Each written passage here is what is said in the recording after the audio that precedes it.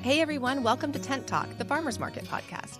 This podcast is all about farmers markets, how to increase your market business success while providing people with fresh food. Farmers markets are essential. Whether you're a farmers market manager or a small farmer or food maker selling at farmers markets, you have found just the right podcast.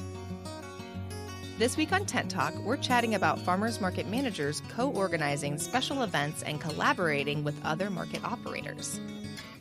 Hey everyone, I'm one of your hosts, Bridget Myers. I'm a longtime farmers market manager and education coordinator at Farmers Market Pros. And I'm Kat Fields-White, Director of San Diego Markets, where I'm still an active farmers market manager, market consultant, and founder of Farmers Market Pros and the host of the Farmers Market Pros community. And I'm Justine Marzoni-Mead, Tent Talk producer and marketing director for Farmers Market Pros. I think this is the time of year when you need to add intense conference logistics director in there. Let's do right? it. From now on, on. also logistics coordinator for the Intense Conference, coming to you live and in person, March 6th, 7th, and 8th, 2023. That's right. In San Diego, California. San Diego. Mm-hmm. Get your tickets now. It's a place to be. Get them right now. Oh, yeah, still early bird pricing. Yep. Yeah, jump get on it. Yep. Today's episode of Tent Talk, the Farmers Market podcast, is supported by MarketWurks. Escape the stuffed three-ring binder and the generic spreadsheets and consolidate your market applications, space reservations, invoicing, and reports into one convenient program. MarketWurks can help. It's easy to establish and update vendor profiles and create polished market maps to give your website and your marketing some extra love with MarketWurks' simple interfaces. If you're ready to streamline your market management systems, contact Chris by clicking on the MarketWurks logo on the resource page at farmersmarketpros.com. Or just say hello to him at the Intense Conference, where he is every year. You can meet him live and in person. You can laugh at his jokes. Watch for the Hawaiian shirt. You can see his Hawaiian shirts and his flip-flops, even though we're all bundled up. Those Canadians. He'll probably convince you to go to the beach. Yeah, grab some party. tacos. Yeah. A little sushi, a little stand-up paddleboarding, and then you'll be excited about signing up for MarketWurks just so you can keep in touch with Chris. How can you not want to work He's with kind that of fun like guy? our conference mascot. Yeah. I feel like. Yes. Totally is. He's the best. Him and his produce. His produce. Well, welcome back to Tent Talk, everybody. This week we are discussing the topic of co-organizing events and collaborating with other market operators. And not necessarily just farmers market operators, but other kinds of markets. Yeah, pop-up Craft markets, craft markets. Yeah. Whether it's a neighborhood block party or a large holiday market, sometimes farmers market operators get roped into cooperating on event planning with other non-farmers market organizations or event managers. Can you say roped and cooperating in the same sentence? Is that an oxymoron? I think you can. We're going to say conned in both times. I mean, I feel like we've talked to some other market managers about doing special events and holiday markets. And after talking to a lot of market managers at the Main Street conference back in May, a lot of them work for Main Streets that also operate a lot of other events that aren't farmers markets. They'll do parades. And our skill set is broad as farmers market managers. So it's applicable in many different circumstances. I'd like to point out that Bridget's been running a massive chili cook-off for the last 5 years for her children's elementary school. And she moved me into it, and I don't even have kids. Justine is now suckered in. Kat's a chili judge, okay? Every year. You're also complicit in this. It's kind of like the Midas touch, but everything you touch turns into an event. An event. An event. Yes, that is absolutely true. And once people understand that farmers market managers, one of our skill sets is event planning and operation, then it's just your fair game. It's fair game, yeah. Once they know that you have the Port John hookup, they call you for everything. That's right. That is absolutely true. Oh, man. Well, and people, the permitting and stuff like that. Yeah. It's just, it's for better or for worse. That's what happens. So I know a lot of market managers get tapped to either run additional events or cooperate on other events that are happening because they want that kind of special event part of the whatever they're doing. Yeah, and you've got to line on some vendors. So you're doing connection. in our case, for instance, in one of the neighborhoods where we've been working forever and ever, they do a big tree lighting every year. And there was a board member actually years ago that said, well, if we got Kat involved, maybe she could bring people out that would make handmade toys. And Because so you know all, some elves? You know all of Santa's elves, and you That's give them right. a ring-a-ding. Every year he checks with me to see if we have yet accomplished getting a hand-carved wooden toy vendor. No, he doesn't want the competition. He tells us we can't have a hand-carved toy person. That's right, because he's cornered the market on that. All right. Yeah. But also, I mean, we operate year-round markets here in sunny San Diego, but some farmers market managers out there might be kind of like part-time contracted to do a market for a season, and then in their off time they might, Oh, that could make sense. lend their expertise to other events, or maybe they have kind of their own personal market consulting business where they do different types of events at different types of years. That makes sense. That makes total sense for a seasonal manager. Yeah, off-season can mean a lot of different things. So you're doing other things during the holiday season. Yeah. Absolutely. So in addition to holiday stuff, our market just participated in a large neighborhood block party, Main Street activations. There's also different types of festivities, like in our area, there's a big Lemon Fest that's coming up, or Oktoberfest, or whatever special Lots of holiday events. Sometimes in some parts of the East Coast, they have like cherry blossom festivals, all these different special events at different types of year, where they want to have fun food vendors and some farmers or some different crafts.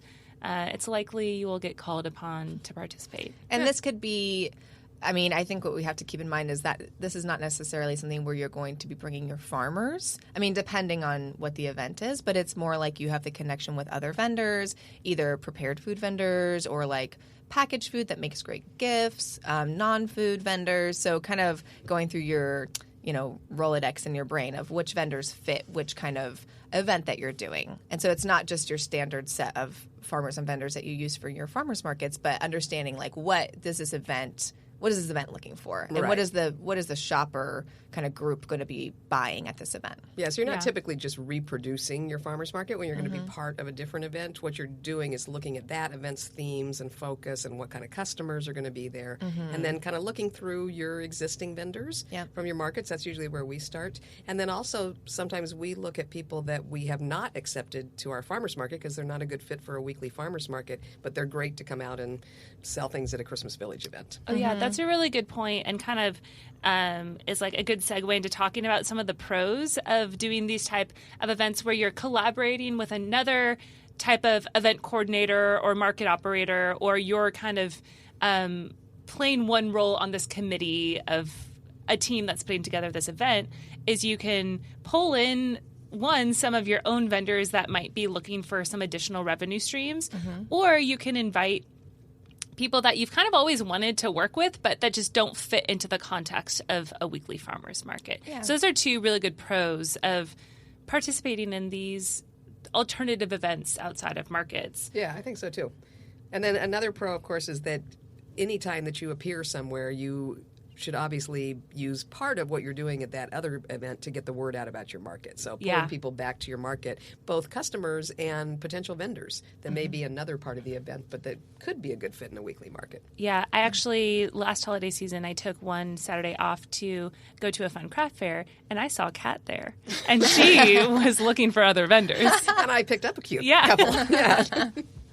Got to always be scoping. Yeah. Always be scoping. Yeah, if you're not going to do your own event around the holidays, make it out to other events that are happening, because you can kind of find some new people there and tap some new resources. Yeah. And just because it's fun to go look at other people running events and chuckle to yourself about what you're not having to do right then. And laugh, because you didn't show up there at the crack of dawn. So. Yeah. Yeah, and if you are collaborating with another like market operator, obviously you get to, divvy up the workload. It's not like a weekly market where you might be doing everything yourself as a market operator. If you're just getting tapped to pull in some additional vendors, maybe they are doing all of the other They're doing the logistical stuff. They're managing traffic control, and maybe it's them that has to make sure the porta potties show up and figure out where to put a sink and all those good things. Yeah, when we do the tree lighting, we collaborate with Little Italy, and they do the tree lighting, and they do the Santa's workshop and all the other things that are happening there. So they handle like electricity and the porta potties and things like that. So we just manage the vendors. Easiest event. So much easier. So it feels so easy for someone who does the whole thing on a weekly basis. Doing these events where you're just kind of splitting the workload, well, I mean, it's a lot of work and it's on top of your market, so don't think that it's going to be some easy thing. But it feels different. It feels easier in that respect. Yeah. One of the greatest things about working with a larger or a different event, a cooperating event, is that you get to share things like the marketing budget and the electrical budget and the traffic control budget. So all those expenses that are usually lining up in that column opposite from your income, you're sharing those, or sometimes don't have to pay them at all. That's covered in the larger event, and you just kind of show up and not have a lot of overhead. Isn't that nice? And you can share a marketing platform sometimes. So sometimes someone that you're partnering with has a wide Instagram reach, or they have an email newsletter that is reaching people that are not in your sphere at the market. And so they're suddenly talking about your market and your market organization or whoever you are. And so they kind of do that cross-marketing, and they can reach your folks, you can reach their folks. It's a nice relationship. Yeah, and some of that audience will follow along and stay with you at the markets. Yeah, and you might, we just did an episode about sponsorship. You might meet some sponsors that you develop a relationship with, and you could say, hey, come sponsor my market. That's exactly. Right. That's right. This is a great annual event. Wouldn't you like to be exposed to people weekly? Yep, and people that do annual events, those are event people too, so you can kind of pull them in there. Although something else that we've talked about is some vendors are best suited for annual events. Yeah. Like, I can do this once a year. I can do this once a year with you. And that's maybe their preference and also your preference, that you guys just do that once a year, shindig, and they're great. But it's like, if I had to deal with this vendor every week, that wouldn't work. And also maybe they are not suited for the weekly grind, but they're really great annual event vendors. So, just finding those relationships, I feel like, is a fascinating part of doing those events. Yeah. So kind of touching on a couple of downsides of collaborating on these types of events. Obviously, it's more work, right? You're probably a super busy market manager just handling your own farmers market. So you want to be aware that this isn't necessarily going to be a cakewalk, even if you're just tapped with sourcing vendors. You're working with another market operator. It could kind of sometimes have the potential to end up being like too many cooks in the kitchen type of situation. Or maybe you just have totally different ways of doing work, or kind of different operation styles, meeting deadlines, stuff like that. So be aware of that. And then also, I think another kind of fly in the ointment, so to speak, could just be, sometimes it's a little confusing from like a branding point of view. If you as a farmers market operator are booking vendors for another event, people might be like, wait a second, you're that farmers market manager, so is this what your farmers market's like? And you're like, no, this is an annual holiday event that is mostly kettle corn and ugly sweaters. This is not what the local farmers market is like. So we were recently at a very large, definitely more of a carnival tone than our farmers markets are. And somebody walked up to the booth that Justine and I were both working and said, so is it pretty much all these same kind of vendors at the farmers market? And in unison, I think Justine and I and maybe Naomi said, no, it's nothing like this. We were next to like a Hello Kitty booth and like across the way from like, I don't know, like kebabs. Like, it was just very jumpy house. Yeah. Just not the vibe. It wasn't the same vibe. It was fun. Yeah. It was really fun. Yeah. But we didn't want people to think that if they showed up on Sunday morning, they would find that same thing. Because they most certainly would not. Explaining the difference. Yes. For shoppers and vendors that you're working with as well. I know we get confused when I start doing the chili cook-off.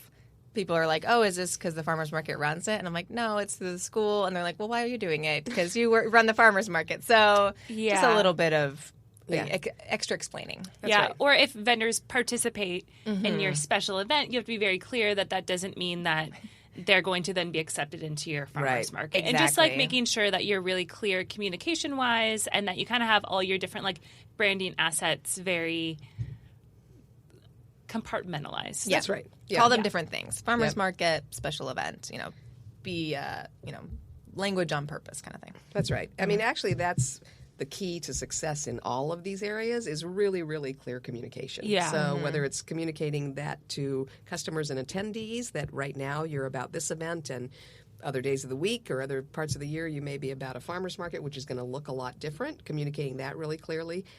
Communicating clearly with the groups that are cooperating with you to run the event. So you're really sure that everybody knows who's ordering the porta potties and who's in charge of the electric. Don't want to forget those. That's right. And making sure that the vendors and the not necessarily farmers, but the vendors and the musicians and the various things going on at that event know which group they're supposed to report to and is supposed to be responsible for getting them the information they need. So it's really important to make that really clear up front. We always suggest that those things go in writing so that everybody's got a clear memory of exactly the same things, and so that if somebody looks at that document and says, oh, that's not what I understood, I didn't think I was responsible for that, iron that out in advance and not when vendors are downloading into the event. Yeah, and make sure you know whose name is going to be on the permit and whose name's on the insurance. For sure. Well ahead of time on that. And speaking of insurance, that's another thing that you want to be really clear on is negotiating a consistent set of requirements for vendors and participants. So if insurance and permits are required, like they all are at all of our farmers markets, they should be required for everyone at that event so that there's no feeling that, oh, well, why did I have to pay for insurance and provide a certificate, but that guy who's vending at that other corner who's technically part of the crafters event that's not related to the food event, why did they have different requirements, or are they paying massively different fees? So it's good to iron all those things out in advance. That's a good point. That event that we just worked, the one where we screamed no when someone asked them if this was the market. I was a little bit curious about that too. Like there were definitely some kind of like separate parts of the event, and there was kind of more of like certain vendors on one side, and then kind of like all of these prepared food vendors, and then there was like crafters, and then there was like these like really big activations by like large corporate local baseball businesses. teams. Yeah. So I was kind of like, I wonder how this is working out. That was actually the most interesting event I think I've ever done in terms of organizing. There were 4 separate event organizers involved in that operation. It was really interesting. They worked reasonably well together, but there definitely was some confusion. Yeah. I did get to ride in a golf cart. That was my favorite part of the night. That's cool. Any event with a golf cart. Right. Sign me up. Favor of that. Golf cart and walkie-talkies. Gotta love that.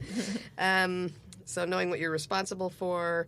The other way to set yourself up for success is to keep in mind, and it can be very flattering when somebody says, hey, our event would be great, way better if you would bring out a little village of vendors and set it up, and it would enhance the event for everybody. Just keep in mind what your staff's bandwidth is. Yes, that's such a good point. Yeah, when is this event scheduled? How does it relate to the markets that somebody's going to have to show up for early in the morning? If it's the next day, might not be the best fit. So just keep in mind how far you can stretch your staff and your vendors. Yeah, like if you do a year-round market and then somebody asks you to do a special holiday event in addition to your regular market, you have to, one, like protect your own time and mental capacity and like physical capacity. But also think like, hey, is this going to, you have to put your own farmers market first and put the farmers first. And if you don't feel like you can round up enough vendors to do your market and then not cannibalize this other event, you have to make sure that there's enough vendors to go all around. Right. And that you're not burning your vendors out, that they're not going to call out of the market the next day because, hey, I did that event with you last night. I'm tired, obviously. Yeah. You don't want that to happen. So you want to make it really clear that they're separate, make it clear that your staff cannot work 24 hours a day. They need to sleep. They need to take care of themselves. So be protective of that. Yeah, we always, when we do our tree lighting event in Little Italy, it's a long day because we're on site like 4:35 in the morning and we leave at like 9:30 or 10 at night because they just bleed right into each other, the two events. But I'm really honest with the vendors, especially vendors who haven't done it before. They're like, what's that day like? I'm like, it's a really long day. Like if you have a market on Sunday that you need to get to, you need to understand that this is like a super long, like 14-hour day on Saturday on your feet the whole time. And then if that's too much for you to then go to your Sunday market, you need to think about that. Or maybe if you have some split staff, have someone else do the holiday market. You do the farmers market. You have staff come do the holiday market, or vice versa. And we try to do the same thing. With our staff, we stagger. With our staff, we'll stagger them a little bit. We cut it a little bit short in the morning on that big Christmas Village day so that some of the staff can start later in the day because they'll be staying late into the evening for the Christmas market. Yeah. Except for if you're Except the for a market couple manager, of us. you're there all day. A couple of us right at the top that go morning until night. And our chili festival is the next day. That's right. Get that overtime, baby. That's right. There you go. Yeah, and just a couple other thoughts. Obviously, you're a market manager. You know what it takes. So lead by example, and part of that is staying positive. Part of that is like demonstrating healthy habits of taking little breaks when you need to, making sure you're eating meals in between all of your crazy events, and like just kind of showing people what it's like to be a market boss. Yeah, show up on time. So don't be that vendor Yeah. at somebody else's event. Yeah. Show up on time with your booth and be cooperative with your fellow vendors, whether or not they're people you know. If they're part of the adjacent event, make sure that you're getting along with them and supporting them. Make your booth look good. Yes, this was something that we almost had issues with at the last event we worked is someone took our tent and we didn't have an info booth for a second. And I was like, this is not okay. We are the farmer's market. We need to have the best looking booth here. And so Kat went and got an emergency tent. I did indeed. does Thank you, Dick's Sporting Goods. Sporting goods store. She also got a couple pairs of snazzy new sneakers. She's like, hey, did you guys know that sporting goods stores have sneakers? Hey, Yes. trying to make good use of my time. Hey, you know what?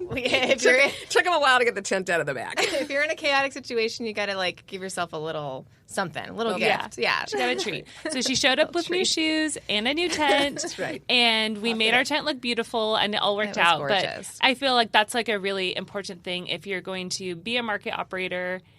Your tent better look good. Yeah, That's be right. professional and, no matter what else is going on at the event if you're working with someone else. So Lead by example. Yeah. We want to be the best example of how a tent should look. that's right.